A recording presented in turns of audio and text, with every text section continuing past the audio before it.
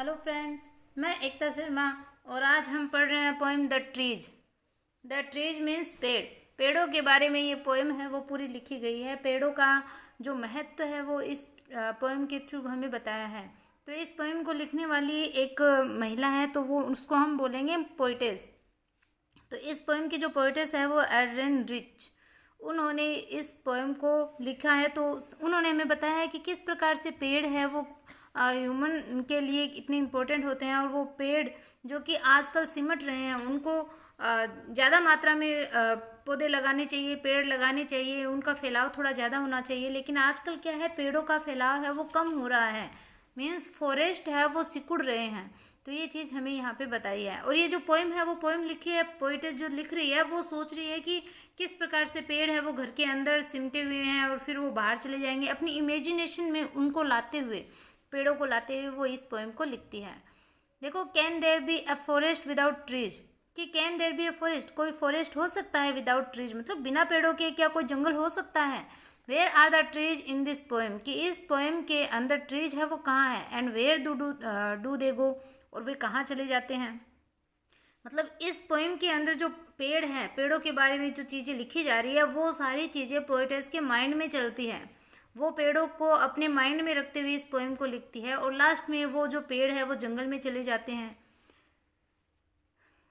तो देखो, स्टार्ट करते हैं इसको। The trees inside are moving out into the forest, the forest that was empty all these days, where no bird could sit, no insect hide, no sun bury its feet in shadow, the forest that was empty all these nights will be full of trees by morning. देखो, the trees inside की जो trees, जो पेड़ inside मतलब अंदर की तरफ, they are moving out, वो मूव कर रहे हैं, वो खिसक रहे हैं इनटू द फॉरेस्ट, फॉरेस्ट की तरफ, जंगल की तरफ, बाहर की तरफ। तो इसमें बताए हैं कि जो पेड़ इनसाइड है, जो पेड़ अंदर की तरफ थे, वो जो पेड़ है वो बाहर जंगल की तरफ खिसक रहे हैं। मतलब जो जंगल है वो अब सिकुड़ रहा है। पहले पेड़ बाहर की तरफ थे, मतलब सिटी में भी दिखते थे, बाहर की तरफ आते थे, लेकिन अब वो जो पेड़ है वो मूव कर रहे हैं, मतलब खिसक रहे हैं। कहाँ, जंगल की तरफ, मतलब शॉर्ट हो रहे हैं। The forest that was empty all these days, कि द फॉरेस्ट मतलब वह जंगल जो कि क्या है, दैट वॉज एम्प्टी, जो कि एम्प्टी था, खाली था। ऑल दीज डेज मतलब इन दिनों में वो जंगल जो कि खाली था। Where no bird could sit, जहाँ पे कोई भी बर्ड, कोई पक्षी नहीं बैठ सकता था, क्योंकि पेड़ है वो कम हो गए थे, मतलब दूर दूर हो गए थे। इतने फॉरेस्ट का मतलब क्या होता है, देखो, पास पास में पेड़ लगे हुए होना, और जब उनमें गैप आ जाता है, मीन्स बीच में से पेड़ों को काट दिया जाता है, तो उनमें गैप आ जाता है और वो खाली सा लगने लग जाता है, फॉरेस्ट टाइप नहीं रहता है। तो ये बताया कि वह जंगल जो कि इतने दिनों से खाली था। Where no bird could sit, जहाँ पे कोई पक्षी नहीं बैठ सकता था।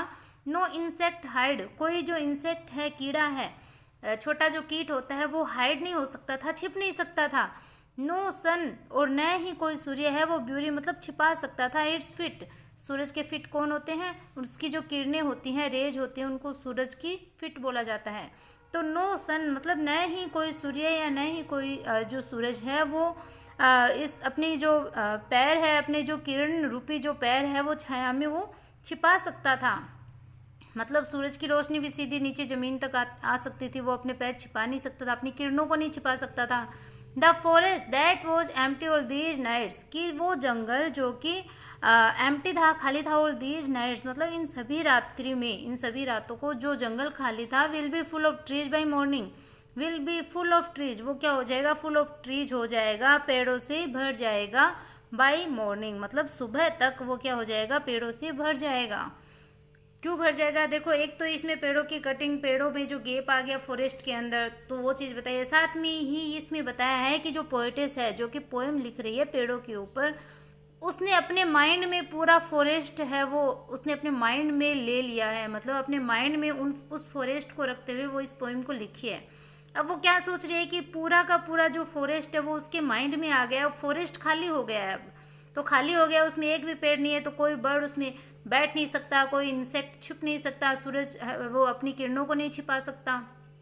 पूरा जंगल, अब क्योंकि रात्रि में वो पोएम लिख रही है तो रात्रि में पूरा जंगल उसके माइंड में आ गया, और सुबह जब उसकी पोएम है वो कंप्लीट हो जाएगी, उसका लिखना, उसका जो राइटिंग का जो वर्क है वो कंप्लीट हो जाएगा, जंगल वापस से वहाँ चला जाएगा, फॉरेस्ट है वो सुबह के टाइम पूरा वापस से पेड़ों से भर जाएगा।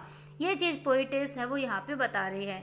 कि उसने पूरा जो जंगल है वो अपने माइंड में वो ले आई है, वहाँ से पूरा जो फॉरेस्ट है वो खाली हो गया, पेड़ सारे उसके माइंड में आ गए। सुबह जब वो लिखना कंप्लीट कर देगी, पेड़ है वो सारे अपने फॉरेस्ट में चले जाएंगे।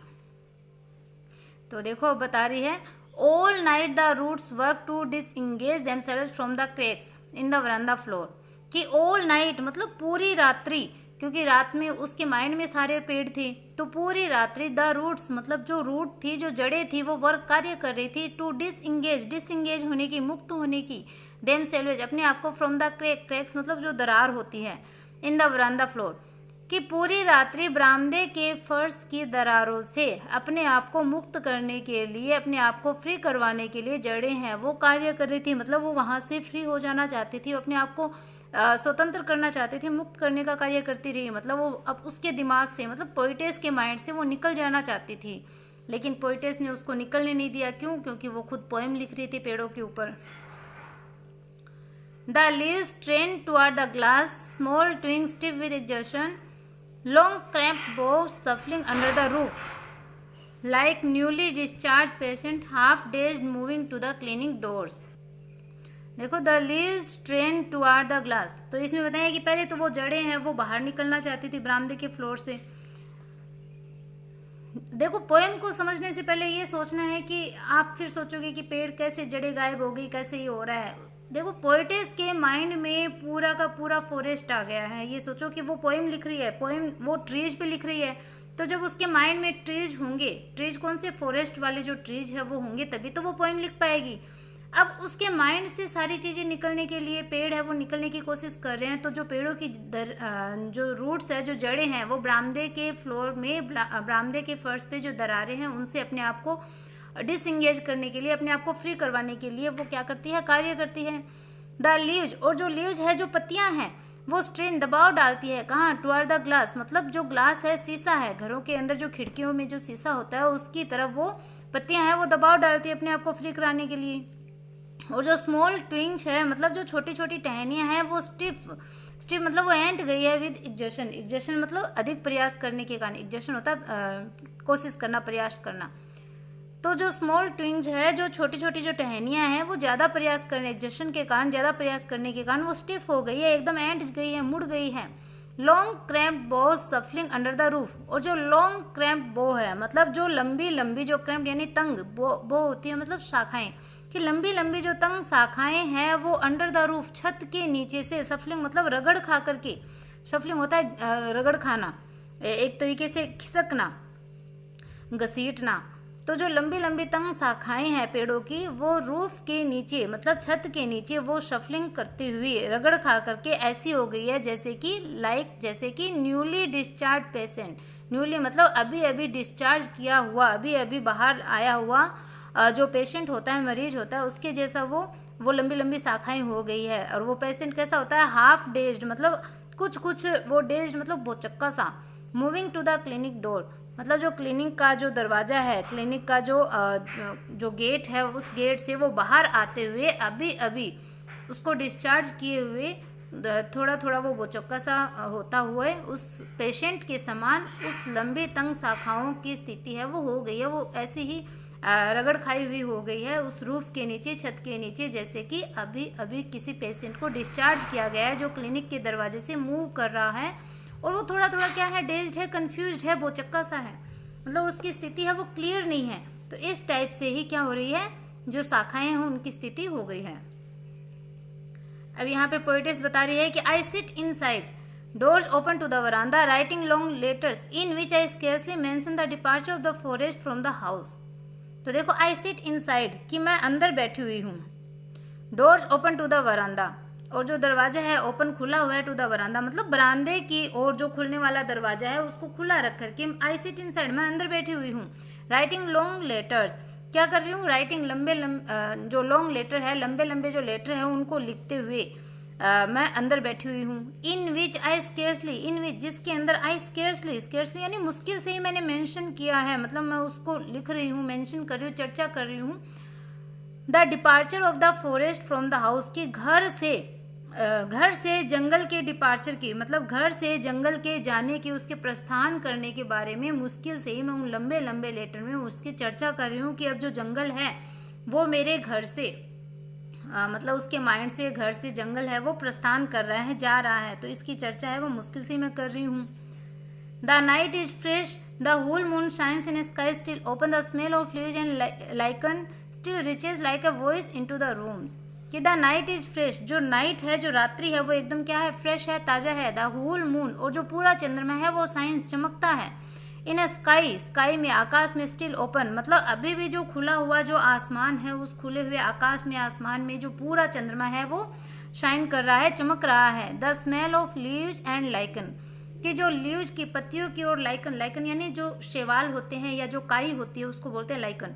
तो काई और पत्तियों की जो स्मेल है वो अभी भी रिचेज यानी पहुंच रही है, like a voice into the rooms, के रूम में, कमरे में एक आवाज के समान, एक वॉइस की तरह अभी भी पत्तियों की और शैवाल की जो स्मेल है वो पहुंच रही है.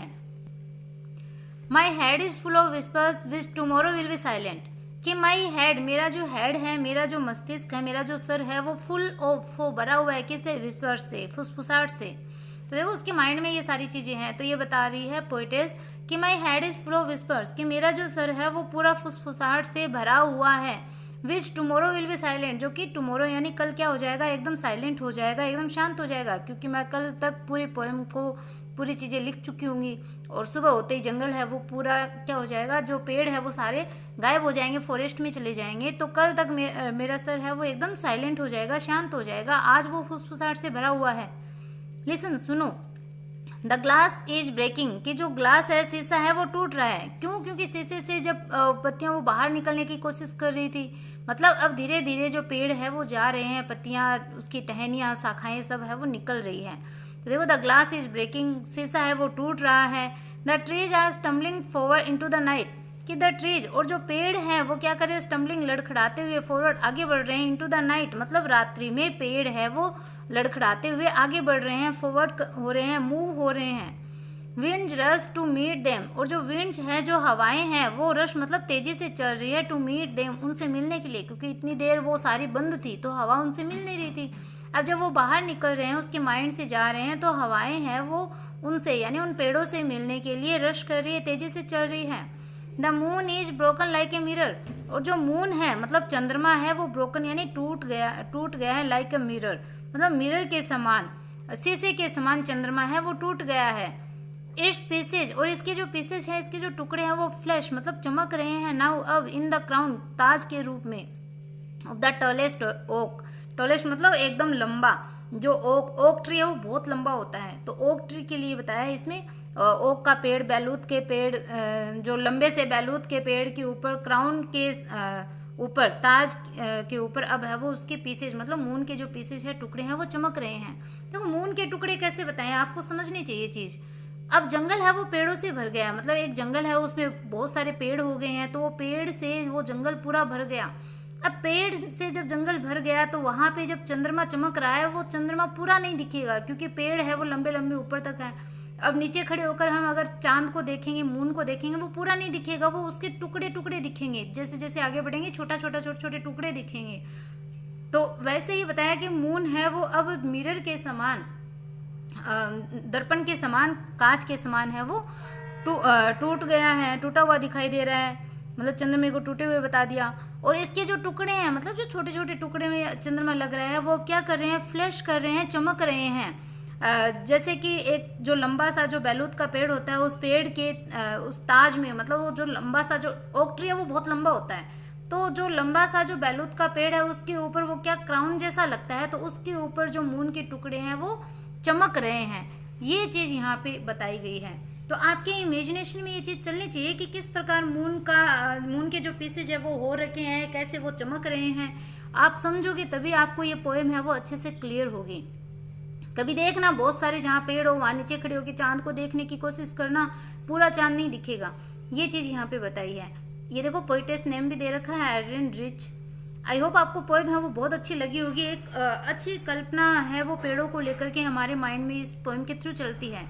तो अगर पोइम पसंद आई है, अगर पोइम अच्छी लगी है, समझ में आए, तो ज़रूर चैनल को आप लाइक सब्सक्राइब करना बिल्कुल भी ना भूलें। Okay bye, have a nice day.